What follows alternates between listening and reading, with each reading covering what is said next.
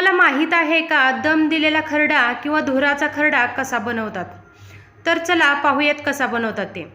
घरात फ्रीजमध्ये असलेल्या सर्व मिरच्या काढल्या आणि त्याचे देठे काढून स्वच्छ नीट करून त्याचे असे बारीक तुकडे केले आणि तव्यामध्ये भरपूर असं लसूण, कोथिंबीर आणि शेंगदाणे घालून खरपूस भाजून घेतले आणि घरातील दगडी खलबत्त्यात हा खरडा बनवून घेतला, म्हणजेच हा खरडा ठेचून घेतला. तुमच्या घरामध्ये जर कोळसा असेल तर तो असा गॅसवर धरून त्याचा आर तयार करून घ्यायचा आणि हा असा गरम झाला की तो खलबत्त्यामध्ये असा मधोमध ठेवायचा आणि त्याच्यावर थोडंसं तूप सोडायचं.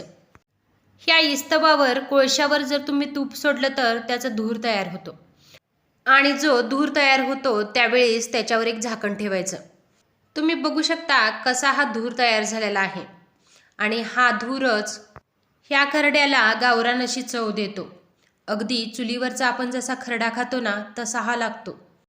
तुमच्या घरामध्ये जर तुम्ही खरडा करत असाल तर असा खरडा एकदा नक्की ट्राय करा. हा खरडा किंवा ठेचा तुम्ही महिनाभर खाऊ शकता. महिनाभर हा तुमचा ठेचा खराब होणार नाही. तुम्ही जर केलेला खरडा किंवा ठेचा खराब होत असेल तर तो चिनी मातीच्या भरणीमध्ये भरून ठेवा. बाजारामध्ये अशा भरण्या असतातच.